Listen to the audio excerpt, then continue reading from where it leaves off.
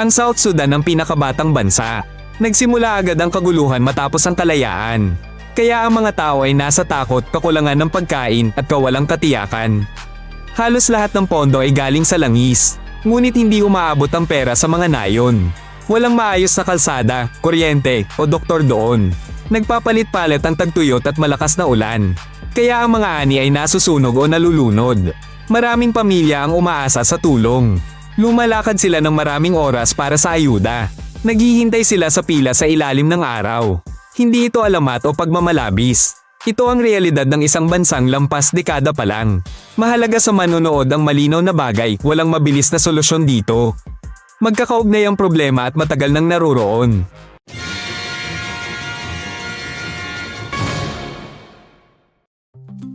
Ang South Sudan ay nasa silangang Africa.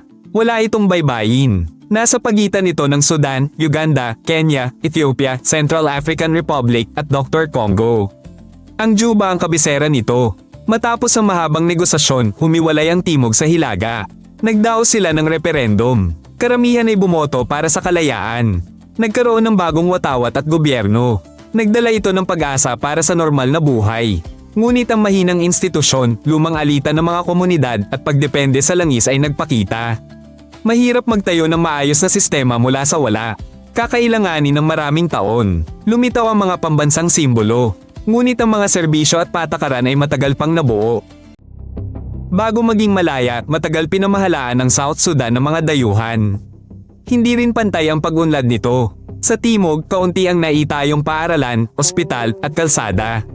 Malayo ang pinagmulan ng maraming desisyon, hindi batay sa lokal na kondisyon. Ang mga hangganan ay ginuhit lang sa mapa gamit ang ruler. Hindi isinalang-alang ang daan ng mga pastulan at lupain ng komunidad. Kaya karaniwan ang alitan tungkol sa lupa at tubig. Nasanay ang hilaga at timog sa iba't ibang patakaran at sistema ng pamamahala. Ang nakaraan ay hindi dahilan, ngunit isang mahalagang paliwanag. Ang mga bagong pamahalaan ay agad naharap sa kawalan ng tiwala. Kakulangan din sa sinanay na tauhan at mga dekadang alitan ng problema. Ang masamang pamana ay makikita pa rin ngayon. Mahina ang administratibong istruktura at walang iisang proseso sa lugar. Bago pa man sumulpot ang South Sudan sa mapa, matagal nang nagdusa ang mga tao sa timog sa gyera laban sa hilaga. Naranasan nila ang pagpapakilos, pagtakas sa tahanan, pagkawala ng kabuhayan at pagkawatak-watak ng pamilya. Lumaki ang mga bata nang walang eskwela. Hindi nakakuha ng propesyon ng mga matatanda. Nawasak ang infrastruktura ng bansa. Nang makamit ang kalayaan, pagod na at mahirap na ang bansa. Maraming grupo ang may hawak pa rin ng sandata. Mabagal ang proseso ng pagbabati. Sariwa pa ang alaala ng karahasan. Halos walang gumaganang hustisya at pagpapanumbalik. Dahil dito, ang bagong kaguluhan sa loob ng bansa ay naging usapin ng panahon, hindi nakitiliwasan. Maging ang simpleng away ay nauwi sa karahasan. Sanhi ito ng matinding pagod at trauma ng lahat. Maraming langis sa ilalim ng lupa ng South Sudan. Ngunit halos lahat ay dumadaan sa tubo sa karatig na Sudan. Kaya ang kita ay depende sa taripa at relasyong pampolitika. Kapag huminto ang produksyon dahil sa alitan, nauubos ang kaban. Naantala ang mga sahod at tumataas ang presyo ng pagkain. Ang pera ay nasa kabisera at sa mga ahensya ng seguridad. Sa mga rural na lugar, nabubuhay pa rin ang mga tao sa pangangaso. Nag-aalaga sila ng hayop at nagsasaka ng mano-mano. Kung walang kalsada, imbakan at planta ng kuryente, hindi nagiging pabrika ang langis. Hindi rin ito nagiging trabaho. Habang ang budget ay halos puro langis, anumang krisis ay nagpapahina sa buhay ng ordinaryong pamilya. Kahit simpleng kalakal tulad ng sabon at asin ay nagiging luho kung harangan ng mga daan. Ang Dinka at Nuer ay dalawang malalaking tribo sa South Sudan. Magkatulad ang kanilang pamumuhay, pag-aalaga ng hayop, paglipat ng tirahan ayon sa panahon at ang kahalagahan ng kawan sa estado ng pamilya. Ang dating alitan sa pastulan, tubig at hangganan ay nadadagdagan ng labanan ng mga politiko. Ang mga politikong ito ay umaasa sa kanilang sariling grupo. Kapag nag-away ang mga politiko, sumisiklab ang lumang sama ng loob sa mga nayon. Mabilis na nawawala sa kontrol ang mga alitan. Sa panahon ng kapayapaan, nagtatakda at nagpapakasal ang mga komunidad. Ngunit kung walang malakas na institusyon, muling naglalagablab ang karahasan sa anumang insidente. Upang manatili ang kapayapaan, kailangan ng malinaw na patakaran sa tubig at lupa. Mahalaga rin ang pagpapatupad ng lokal na kasunduan. Mahalaga rin ang mga tagapamagitan na kayang makipagkasundo sa antas ng nayon. Ito ay para hindi lumala ang mga alitan. Matapos ang kalayaan ng South Sudan, ang labanan sa kontrol ng estado ay nauwi sa armadong sagupaan. Ang mga bahagi ng hukbo ay nahati dahil sa katapatan. Pinirmahan ng mga tigil putukan. Ngunit mabagal ang implementasyon. Hindi alam ng mga tao kung sino ang paniniwalaan. Ang krisis politikal sa kabisera ay agad nakaapekto sa seguridad ng daan at supply ng pagkain. Humihinto ang mga konboy. Nagiging walang laman ng mga pamilihan. Ang anumang pagbibitiw, pag-aresto o alitan sa posisyon ay nangangahulugang checkpoint sa kalsada. O kaya bagong labanan sa mga rehiyon. Ang mga sibilyan ay nasa pagitan ng mga sundalo at lokal na grupo. Sinusubukan lang nilang makaligtas sa bawat laban para sa kapangyarihan. Kaya ugali na nilang mag-imbak ng butil. Hindi na rin sila nakikipagsapalaran sa paglalakbay. Hindi mahulaan ang klima ng South Sudan. Isang panahon ay tagtuyot, isa naman ay baha. Nawawalan ng ani ang mga bukirin. Kapag umapaw ang tubig ng milya-milya, nahihiwalay ang mga nayon. Namamatay ang mga alagang hayop. Nasisira ang butil. Kapag walang ulan, nagbibitak ang lupa. Natutuyo ang mga tanim. Mahirap magdala ng harina at langis dahil sa masasamang kalsada. Tumataas ang presyo. Binabawasan ng mga pamilya ang pagkain. Kumakain sila ng dahon at ugat ng ligaw na halaman. Nagdadala ang mga misyon ng bigas at gamot. Mahirap makarating sa mga latian at binahang lugar. Ang pansamantalang krisis ay nagiging permanenteng realidad. Ang kaligtasan ay nakasalalay sa ilang sako ng butil. Imposibleng mag-ipon ng reserba para sa panahon. Lahat ay nauubos para sa kasalukuyang araw. Karamihan sa mga tao sa Timog Sudan ay nakatira sa mga nayon. Ang bahay ay kabong putik na may dayami. Tubig ay mula sa batis o mababaw na hukay. Apoy ang kanilang ilaw. Ang mga babae ay nagluluto sa labas. Lumalayo sila para kumuha ng panggatong. Nag-aalaga ang mga lalaki ng baka. Ipinagpapalit nila ang gatas sa butil. Matagal ang lakad sa klinika. Kung may sakit ang bata, karga nila ito. Sa tag-ulan, putik ang daan. Kahit pagkuha ng asin ay pagsubok. Sa paaralan, halos 100 estudyante ay nakaupo sa sahig. Isang kwaderno lang ang guro sa klase. Ang pagtutulungan ay hindi tradisyon. Araw-araw itong kailangan. Anumang sira sa poso ay isang araw na walang tubig para sa buong nayon. Kapag may gulo sa South Sudan, nagsasara ang paaralan. Umaalis ang mga guro. Nawawala ang mga aklat. Buwan-buwan ang mga bata ay nasa kampo. May tolda, tubig at simpleng lugaw. Pero walang tamang pag-aaral. Madaling nakukuha ang mga kabataan sa lokal na grupo. Pangako ay pagkain at proteksyon. Pagkatapos, kahit bumaba ang armas, hindi nila alam saan pupunta.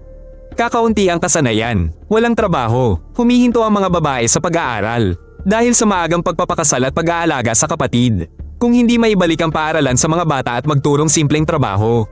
Halimbawa, karpintero, mekaniko, nurse, o agronomista. Nanganganib ang bansa na mawalan ng taong mag-aayos ng daan at magtatayo ng maliliit na klinika. Mas mabuti ang pag-aaral sa ilalim ng puno kaysa wala. Ngunit hindi ito sapat para sa kinabukasan. Halos lahat ng kita ng South Sudan ay mula sa bentahan ng langis. Dinadala ito sa Red Sea gamit ang hilagang pipeline. Anumang aksidente, alitan sa politika o gyera sa kapitbahay ay agad nakakaapekto sa kita. Wala silang halos kapasidad sa pagproseso. Walang akses sa dagat kaya mahal ang logistic at palasa.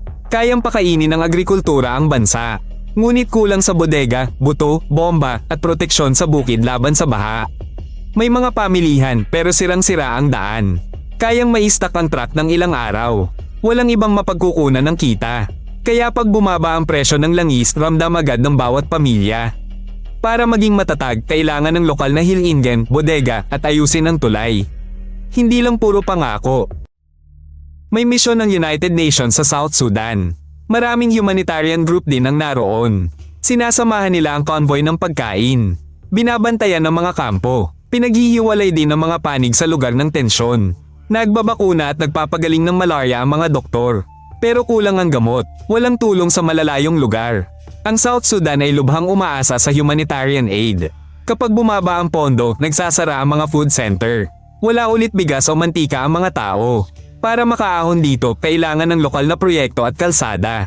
Pati tapat na accounting ng tulong, hindi lang pamamahagi ng sako. Kailangan din ng seguridad para sa mga manggagawa. Kung hindi, walang makakarating sa mga nayon. Ang kabisera ng South Sudan ay iba sa nayon. May aspalto, mobile network, palengke at mga institusyon. Pero hindi matatag ang kuryente. Mahal ang gasolina. Tumaas ang presyo ng pagkain sa balita ng gulo. Sa Juba, maraming tao mula sa mga nayon, refugee at manggagawa mula sa internasyonal na organisasyon. Malapit sa mga bagong gusali ay may pansamantalang tirahan. Masikip ang pamilya, walang imburnal. Nagbibigay ng trabaho ang lungsod sa kalakalan at serbisyo. Pero dahil walang kapanatagan, di nagmamadali ang mga investor magtayo ng pabrika. Para sa marami, pagkakataon ng Juba. Nakasalalay ito sa kapayapaan, bukas na daan at abot kayang pabahay. Kapag sarado ang mga kalsada, mabilis nagkakaproblema ang lungsod dahil sa kakulangan. Ang mga babae sa Timog Sudan ay nagdadala ng tubig, nagluluto, nag-aalaga ng bata at nangongolekta ng panggatong. Bihira silang makapag-aral. Wala sa lahat ng dako ang mga paaralan. Kung mayroon man, kulang sa guro, kwaderno at simpleng lamesa. Gumagana ang mga sentrong medikal ng walang kuryente o ref. Mabilis masira ang mga bakuna. Ang malaria, pagtatae at komplikasyon sa panganganak ang madalas na problema. Nakakapagligtas ng buhay ang sabon, malinis na tubig at kulambo. Pero kailangan itong regular na dalhin doon. Kung may komedrona, NARS at gamot sa bawat lugar, bababa ang bilang ng namamatay sa susunod na panahon. Direktang konektado ang suporta sa edukasyon ng kababaihan sa pagbaba ng pagkamatay ng bata. Ito ay napatunayang katotohanan. Kapag sumiklab ang kaguluhan o dumating ang baha sa Timog Sudan, ang mga tao ay lumilikas patungo sa mga karatig bansa. Kabilang dito ang Uganda, Sudan, Ethiopia at Kenya.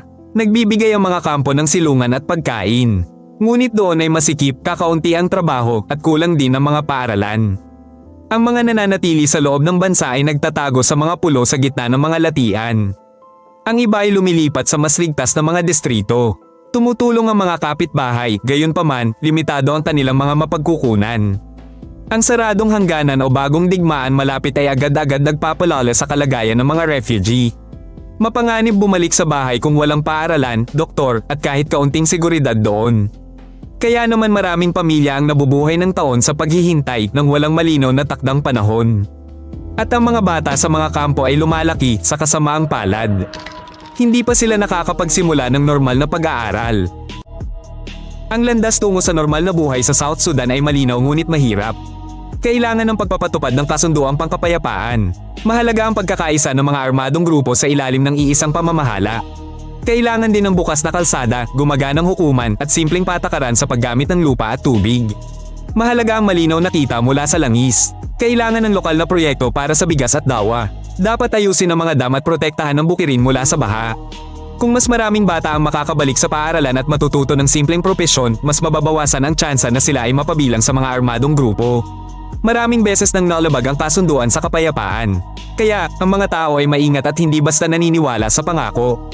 Ito ay mahabang proseso ng walang agarang tagumpay. Ngunit wala nang ibang daan. Kung nagustuhan mo ito, mag-subscribe para hindi ka mahuli sa mga bagong episode. Kami ay maikli at direkta sa punto.